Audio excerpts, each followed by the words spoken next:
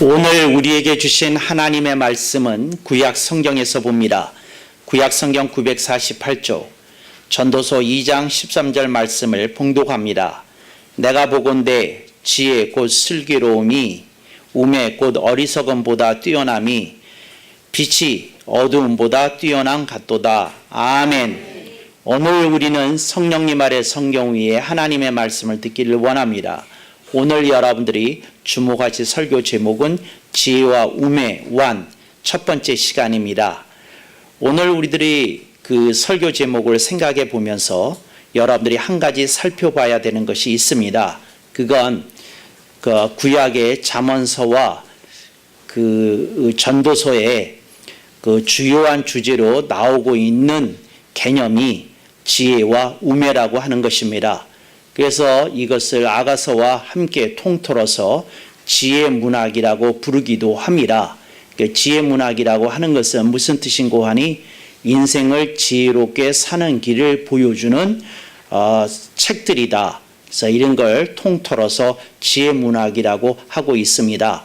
이건 중동 문화의 중요한 한 축이었고 또 이것은 유다 내지는 이스라엘 문화의 또한 중요한 축이었다고 하는 것을 여러분들이 기억하실 수 있기를 바랍니다. 우리들이 구약을 생각할 때 제사장 제도에 대해서 잘 알고 있습니다. 또한 선지자 제도에 대해서도 잘 알고 있습니다. 그런데 여러분들이 잘 모르는 제도가 하나 있는데 그것이 지혜자 제도라고 하는 것입니다. 이 지혜자 제도는 나중에 지혜로운 랍비의 전통으로 이어졌습니다. 그런데 그 이전에 이미 이스라엘에는 지혜로운 자, 현인에 대한 갈망이 있었고 또 그것을 존중하는 문화가 있었다. 이렇게 여러분들이 파악하시면 되겠습니다. 그래서 지혜와 우매에 대해서 오늘 우리들이 살펴보기를 원하는데 오늘 본문 말씀이 아주 그 지혜와 우매에 대한 콘셉트를 한마디로 딱 정리합니다. 뭐라고 설명하는고 하니 지혜는 곧 빛이라는 겁니다. 우매는 곧 뭐냐? 어둠이라는 겁니다. 이렇게 딱 하고 정리를 해 두었습니다. 이걸 풀어서 해석을 하면 이런 뜻입니다. 지혜로운 사람은 깜깜한 밤에 등불을 든 것 같아서 빛이 비치기에 자기가 어떤 길을 가고 있는지 앞에 웅덩이가 있는지 없는지 또 그 자기 앞에 물이 있는지 없는지 또 돌뿌리가 있는지 없는지 다 파악하고서 간다는 겁니다. 왜? 등불을 들었기 때문에 환히 보인다는 겁니다. 어리석은 사람은 마치 밤길을 가는데 깜깜한데 등불이 없으므로 아무것도 보지 않는 사람과 같다. 그래서 그 사람에게는 어두움만 있을 뿐이다. 이렇게 비유를 해놨다는 겁니다. 그런데 여기서 설명을 안 해준 부분이 있습니다. 그 설명을 안 해준 부분이 뭔고 하니 우리들이 밤중에 등불을 들면 웅덩이가 보이지 않습니까? 물도 보이지 않습니까? 돌뿌리도 보이지 않습니까? 그런데 그 우리들이 인생 속에서 뭘 봐야 되느냐는 겁니다. 그러니까 뭘 봐야 그 사람에게는 지혜가 있다고 얘기를 하는 거고 뭘 못 보기에 그 사람은 우매하다고 얘기하는 거냐? 이것이 굉장히 중요한 대목입니다.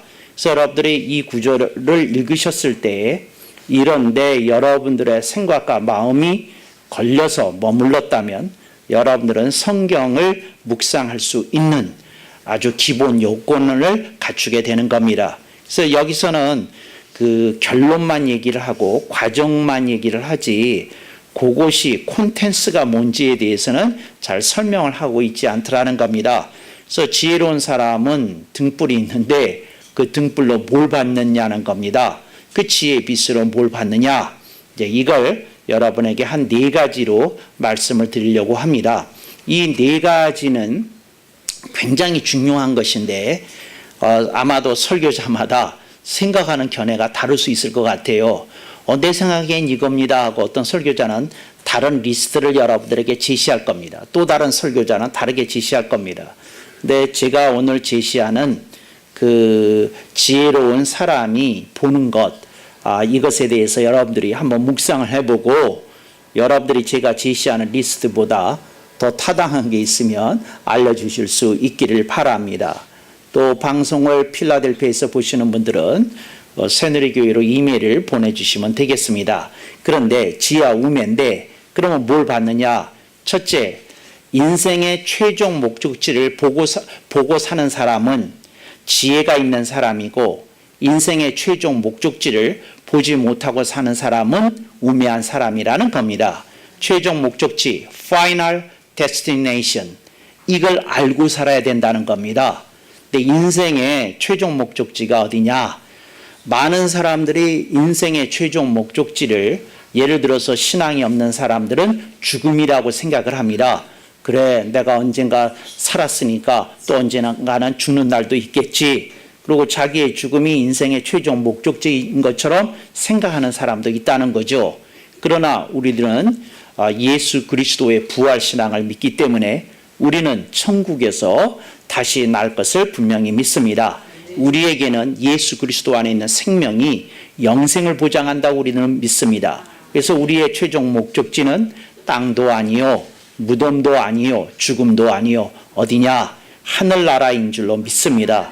그래서 오늘 우리들이 인생을 살아가면서 하늘나라가 있다, 이렇게 생각하는 사람은 인생을 살 때에 그 가치에 이렇게 맞추어서 살게 되는 겁니다. 그래, 내가 너무 세상에 휘둘려 살면 안 되지.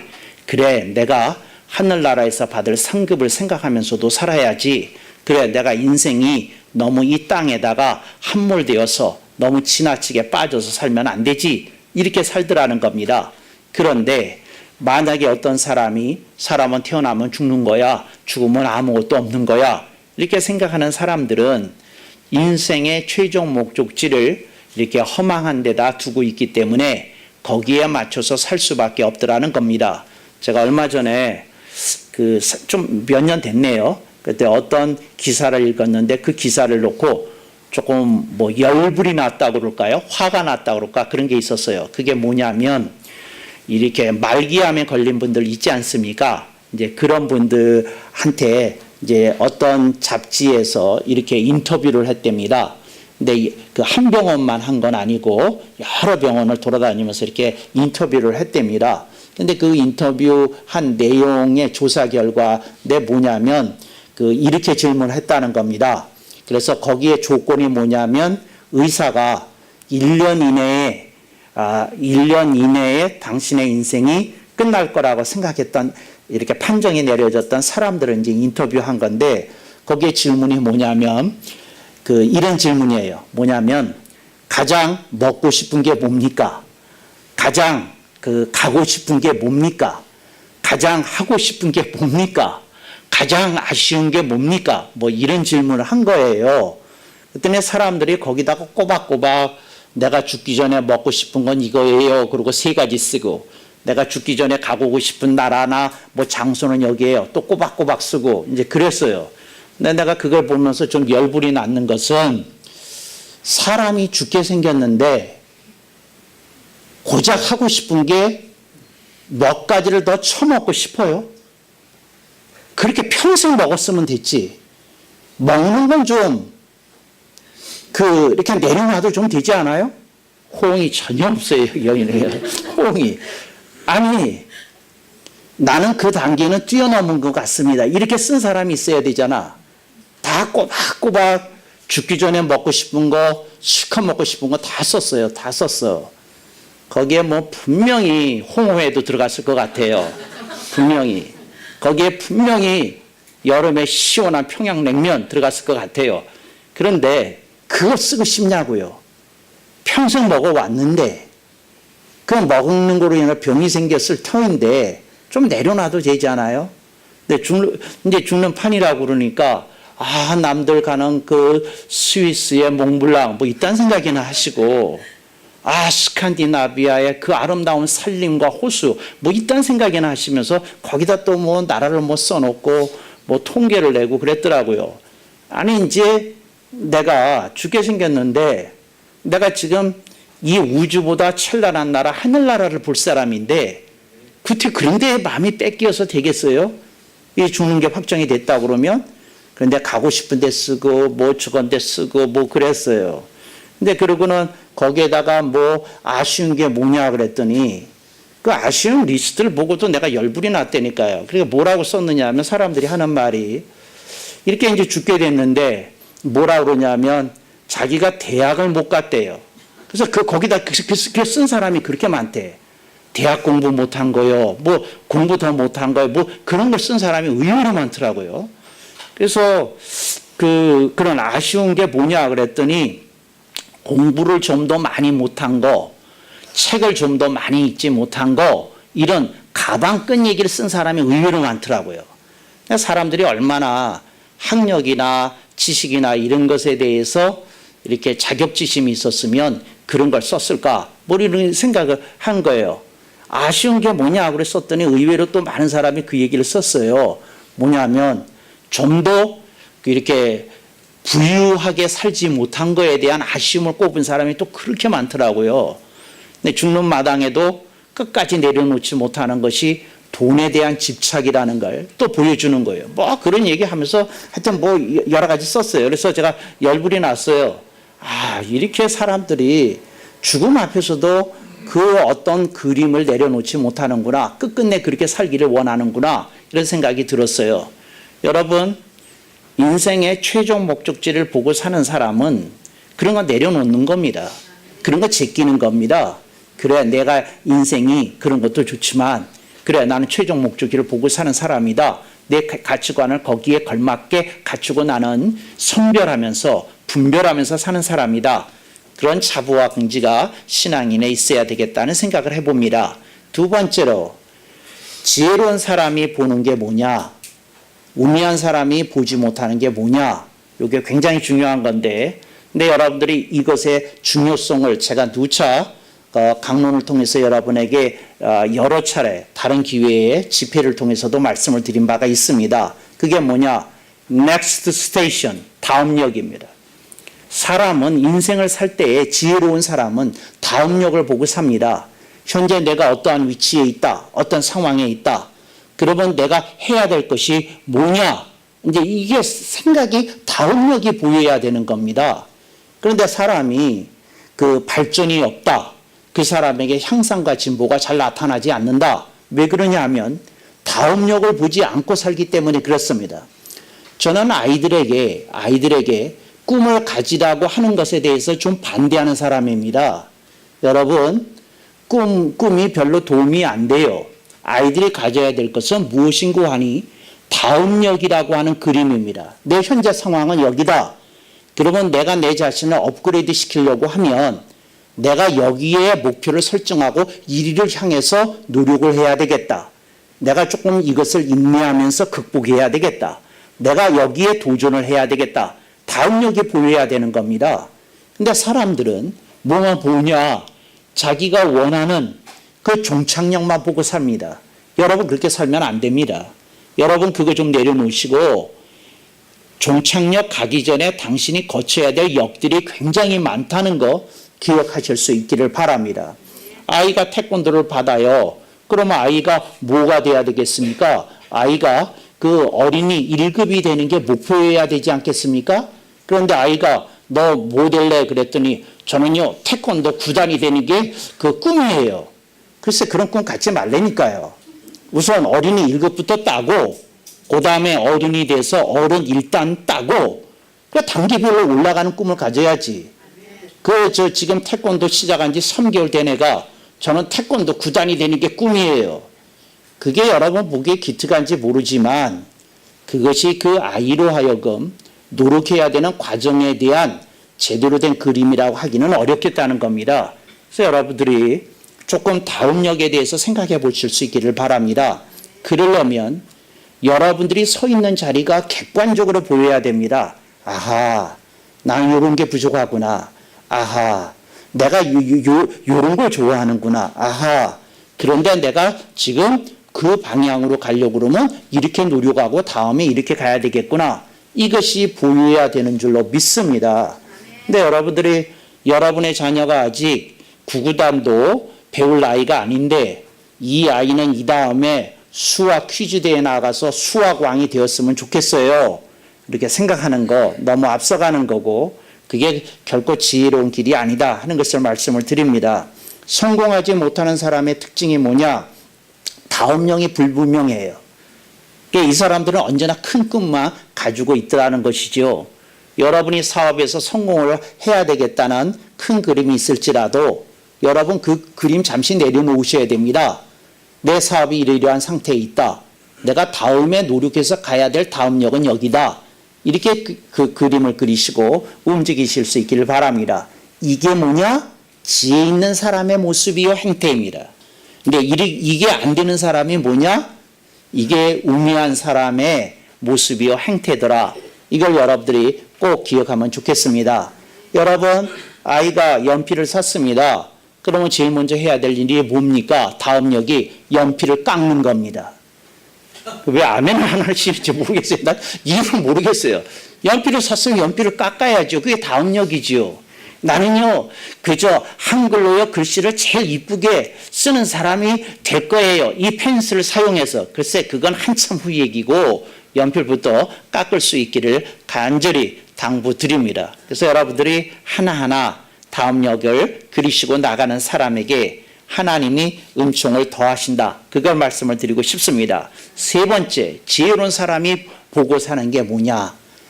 그 우매한 사람이 보지 못하는 게 뭐냐? 이거 제가 가끔 얘기하는 건데 그게 뭐냐면 일생일대사입니다.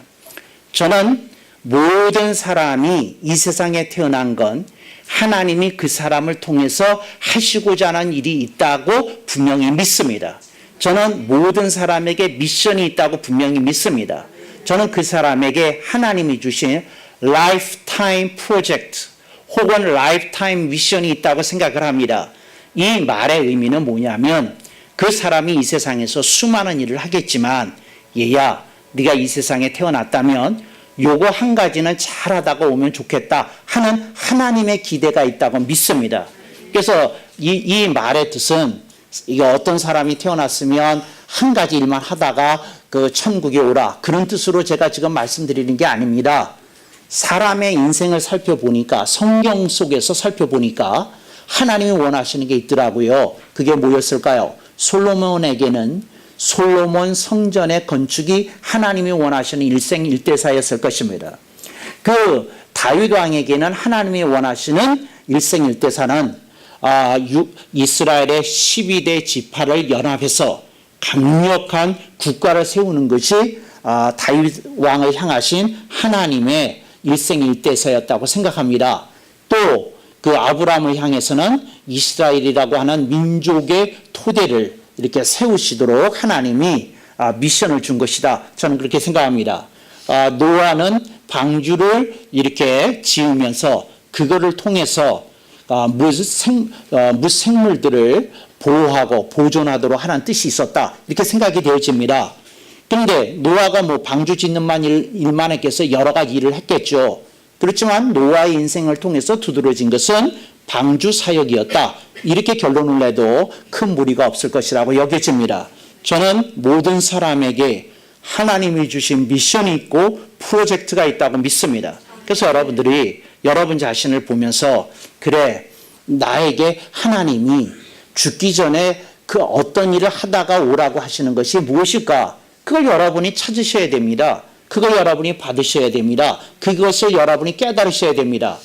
받으라 그래도 아멘이 없고 깨달으라 그래도 아멘이 없고 그냥 기다리시기만 하시네요. 좀 받으세요. 좀 깨달으세요. 좀 얻으세요. 이제 그래서 여러분들이 일생일대사를 하다가 가야 됩니다. 그걸 꼭 완성시켜야 되는 건 아닙니다. 근데 그 일을 하다가 우리들이 가야 되는 줄로 믿습니다. 스데반 집사에게는 복음을 증거하는 미션을 주셨습니다. 그래서 복음을 증거하다가 그가 돌에 맞아 죽는 일이 벌어졌지만 하나님은 그의 순교를 통해서도 역사하셨던 것을 우리들이 성경을 통해서 확인하게 됩니다. 그래서 여러분에게 인생 일대사가 있다. 죽기 전에 내가 해야 될 일이 있다. 그렇게 생각을 가지고 여러분이 움직이실 수 있기를 바랍니다. 네, 이것이 그리스도인이 꿈꿔야 되는 큰 그림이라고 저는 생각을 합니다. 그래서 여러분들이 그 아이들에게 그 무슨 야망이나 욕망의 극대화나 이런 걸 권장하지 마시고 아이들에게 어렸을 때서부터 하나님이 너를 창조하신 뜻이 있다고 나는 분명히 믿는다. 네가 그것을 하나님께 지혜를 구하면서 오랫동안 기도하면 하나님이 너의 가는 길을 통해서 영광을 받으시고 네가 해야 될 일이 있다고 분명히 가르치실 것이고 인도해 주실 것이고 지도해 주실 것이다. 이렇게 가르쳐야 되는 줄로 믿습니다. 성경에 보니까 성경에 기록된 모든 사람에게 하나님의 뜻이 있었어요. 그 사람을 향한 일생일대사가 있었다. 이걸 여러분에게 말씀을 드리는 겁니다. 그러니까 여러분들이 인생을 살면서 그런 불쌍한 인생 되지 말기를 바랍니다. 일생일대사가 뭔지 모르고 난 살았어요. 이거 불쌍한 인생입니다. 그것도 저는 일생일대사라는 것도 모르고 그냥 제가 하고 싶은 것만 하면서 살았어요. 부끄러운 인생입니다. 여러분 천국 가서 불쌍한 인생, 부끄러운 인생 되지 마시고 일생일대사를 꼭 챙기셔서 주님의 기쁨이 되고 자랑되는 청지기로서 주님과 기쁨을 하늘나라에서 누리시기를 간절히 축원합니다. 네 번째로 제가 생각을 했어요. 그 주님이 보시기에 그 사람이 지혜로운 사람이 보는 게 뭘까? 그 우매한 사람이 보지 못하는 게 뭘까? 생각을 했어요. 그래서 여러분들에게 네 번째 이것도 얘기 드리는데 이런 것들은 어디다 써놨다가 여러분들이 좀 묵상도 해보시고 또 여러분들이 차 한 잔을 마시면서 좀 걸러내시기도 하시고 조금 이렇게 그 깊이 있고 의미 있는 시간을 가지시기를 바랍니다. 네 번째, 그 지혜로운 사람에게 보이는 것, 근데 지혜롭지 않은 사람에게 보이지 않는 것, 그게 뭐냐? 여백과 여유입니다. 여러분, 지혜롭지 않은 사람에게는 여백이 없어요. 여백이 없어요. 여백이라는 말의 뜻을 좀 가르쳐 드리겠습니다. 채워지지 않았는데 만족하는 겁니다. 다 갖지 못했는데 넉넉하고 풍성한 겁니다. 근데 이겁니다. 이게 여백입니다. 여백이에요. 그러니까 이 여백을 채워지지 않는 사람은 뭐라고 부르는 거 아니? 부족분이라고 말을 합니다. 나한테는 돈이 부족해. 나한테는 재물이 부족해. 나한테는 땅이 부족해. 나한테는 집이 부족해. 나한테는 여건이 부족해. 뭐 이딴 생각이나 한다는 거죠. 부족을 생각을 합니다. 여백이라는 건 이겁니다. 자신에게 채워지지 않은 어떤 것들이 있지만 하나님 이것조차도 당신의 섭리 아래 있는 것을 분명히 믿습니다. 아버지 내가 조금 더 갖고 싶어하는 마음이 왜 없겠습니까? 많은 하나님께서 제게 이 정도가 타당하고 여기셔서 이러한 줄로 믿사오니 아버지 제 인생의 여백을 받아들입니다. 감사합니다. 이럴 때 여러분들의 마음이 넉넉하게 되는 줄로 믿습니다. 어떤 사람은 자기 키가 작은 걸 죽을 때까지 갖고 다니는 사람이 있어요. 그 키가 어때서? 이게 난데 이렇게 편안하게 이렇게 받아들일 수 있으면 뭘 받아들인 겁니까? 여백을 받아들인 거예요. 자기 키가 조금 작다는 것을 인정 안 하는 게 아니라 인정을 하고 받아들이는 걸 여백이라고 그러는 겁니다. 여러분의 삶 속에 여백이 좀 있으셔야 됩니다. 여러분 만약에 모든 그 잘생김의 기준이 장동건이라고 그러면 장동건처럼 안 생긴 모든 남자들은 다 한강에 가서 죽어야 되잖아요. 그렇잖아요. 여백을 좀 받아들여야지. 그 사람은 저렇게 생겨먹었고 나는 이렇게 생겨먹었고 뭐가 어때서 그러니까 넉넉하게 여백을 받아들이실 수 있게 간절히 축원합니다. 근데 여러분들에게 제가 이제 권하는 게 뭐냐면 이게 인간의 그 성숙한 모습입니다. 여백을 받아들일 줄 알아야 됩니다. 그런데 여백을 받아들이지 못한 사람에게 일어나는 현상이 있어요. 피해의식 내지는 자격지심입니다. 혹은 열등감이라고도 합니다. 이제 이런 게 일어나는 거예요. 왜?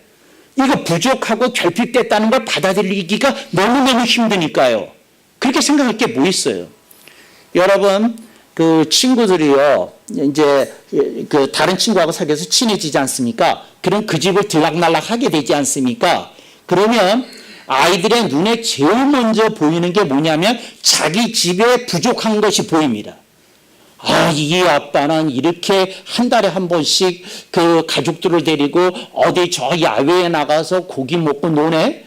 우리 집은 1년에 한 번 가면 잘 가는데 이 집은 한 달에 한 번씩 간대네. 이런 거 봅니다.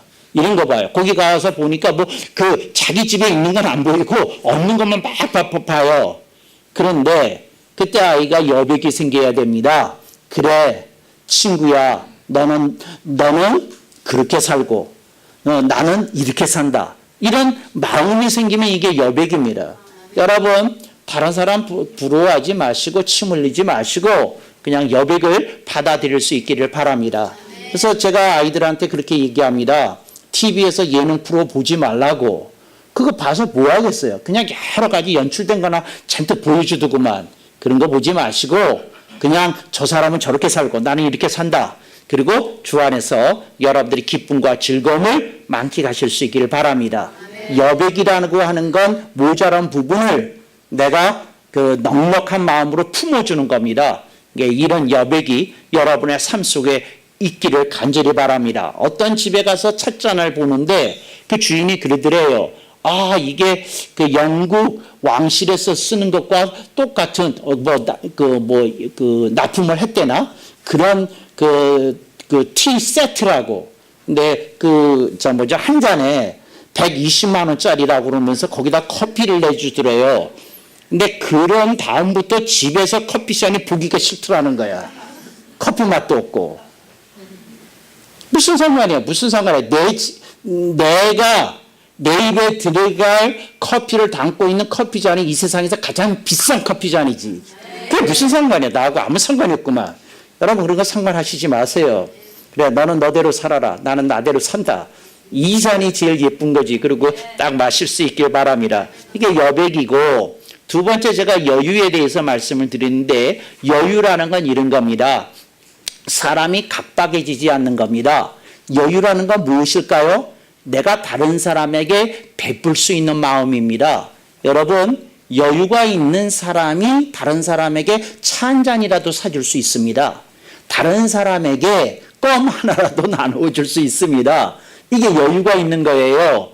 그러니까 제가 여러분에게 묻겠어요. 여러분은 새누리교회에 와서 여러분의 차를 마신 사람이 도대체 몇 사람이나 됩니까? 이게 살피셔야 돼요. 그래서 어느 날 좀 깨달으시고 돌아다니면서 커피도 좀 사주시고 저 시원한 좀 어느 때 여건이 되면 몇 사람 초청해서 그 뭐 팥빙수 맛있다고 그러는데 팥빙수도 좀 사주시고 좀 그러실 수 있기를 바랍니다. 근데 제가 지금 무슨 말씀을 드리는 것인가요? 여유라는 건 이런 겁니다. 내가 다 갖춰준 다음에 하는 게 아니다. 그 얘기입니다. 내가 다 갖춰줘서 그렇게 뭘 하려고 하는 건 불가능해요. 근데 지금 이 상태에서 이만큼 내가 할 수 있으니 좋다. 이런 자세를 가지고 인생을 살아가는 겁니다. 이런 사람이 지혜로운 겁니다. 근데 그러지 않은 사람은 늘 각박하게 살더라 하는 것이지요. 제가 그 우스갯소리를 하나 할게요. 무슨 우스갯소리를 하느냐 하면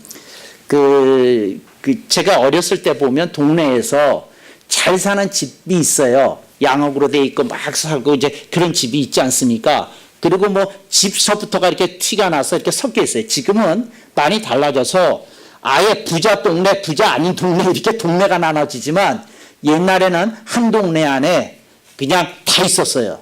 이제 있었는데 어느 날 저희 아버님하고 길거리를 가는데 무슨 생각이 나셨는지 우리 아버님이 재밌는 얘기를 하시더라고요. 봐라, 저 집이 이 동네에서 제일 좋은 집처럼 보이지 않느냐. 어느 집을 가리키고 저희가 신당동에 살았는데 가리키시고 근데 저 집을 봐라, 보통 집처럼 보이지 않느냐. 저 집을 봐라, 조금 그 밑으로 보이지 않냐. 저 집을 봐라, 참 조금 구린 데가 느껴지지 않지 않냐. 뭐 이런 이렇게 하면서 막 설명을 하셔요.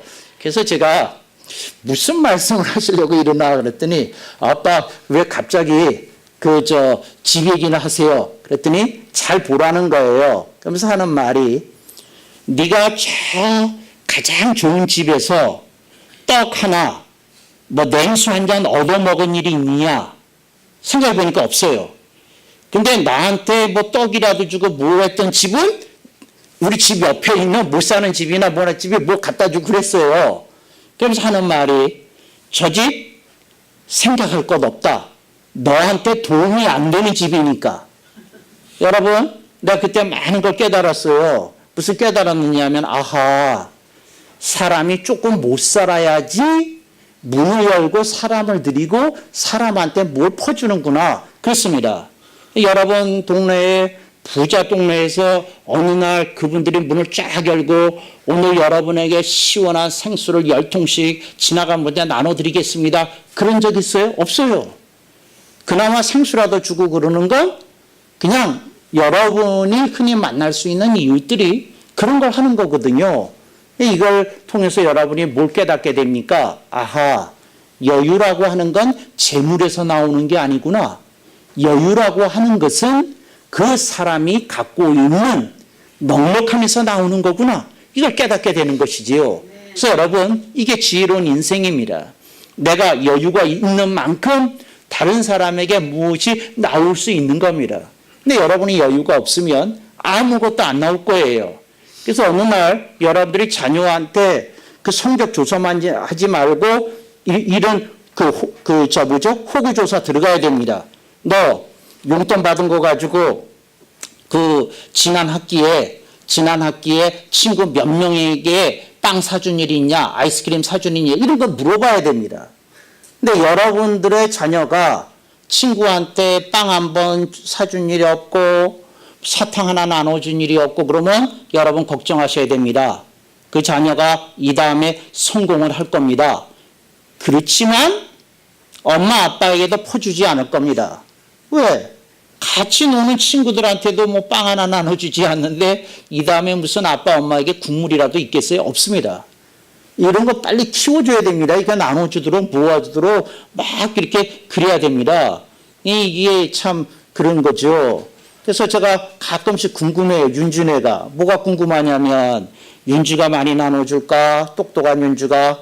그렇지 않으면 큰 정혁이가 많이 나눠줄까? 그렇지 않으면 이쁜 짓 하는 막내가 이쁜 짓 하는 막내의 명성을 과시하기 위해서 많이 나눠줄까? 이렇게 생각을 해봐요. 그렇지 않으면 뭐라고요? 문득 그래 드는 생각이 있고요. 각기 알아서 먹기 아닐까? 뭐 이런 생각이 막 드는 거예요. 이게 이러면 걱정이 되는 겁니다. 이런 걸 좀 가르쳐주고 뭐하고 막 이래야 되거든요. 그런데 그러지 않으면 뭐가 안 되는 거예요? 여백과 여유가 없는 인생이 참 가난하고 불쌍하게 삽니다.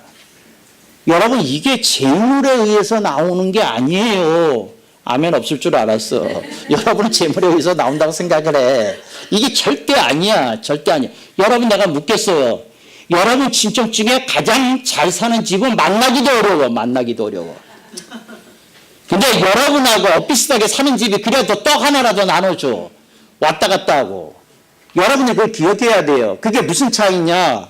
여백과 여유의 차이예요. 여러분들 좀 그러고 살고 뭐 좀 그럴 수 있기를 바라요. 그렇잖아요? 네. 우리 교회 그 고등학교 졸업 이후에 가장 먼저 취직이 됐던 공무원으로 당당히 합격했던 정진우 군이 그 자기 사랑하는 후배들에게 얼마나 사줬는지 호구조사 들어가야 돼요. 근데 별로 그런 경향이 없다. 엄마 나 쓰는 것도 모자라요. 엄마 이해해 주세요. 그런 형이었다. 근데 이 다음에 대박이 나도 엄마한테 뭐 갖다 줄 거 별로 없을 거예요. 이게 농담이 아니야. 이렇게 평소에 여백과 여유를 누린 사람이 나누고 살아. 이게 평소에야. 이게 평소에 했던 사람이 하는 거지, 갖춰진 사람이 하는 게 아니야, 인생은. 여러분들이 이걸 잘해야 돼요. 없다고 생각하고, 생각하고, 그러면서 이렇게 살시면 안 되는 거다. 이렇게 얘기하면 안 돼요. 어떤 분에게 좋은 일이 생겼어요. 그래서 사람들이 농담반, 진담반이에요. 농반이라는 말은 기대 안 한다, 반. 진담반은 기대하는 것도 있다 해요. 그래서 농담반, 진담반으로 그럼 뭐 한턱 쏘셔야 되겠는데요. 이러잖아요. 그러면 여백과 여유가 없는 분들이 하는 말이 있어요. 다음에 조금 더 무슨 일이 생기면 할게. 그리고 다음으로 넘겨요. 어디서 들어본 소리 같지 않아요?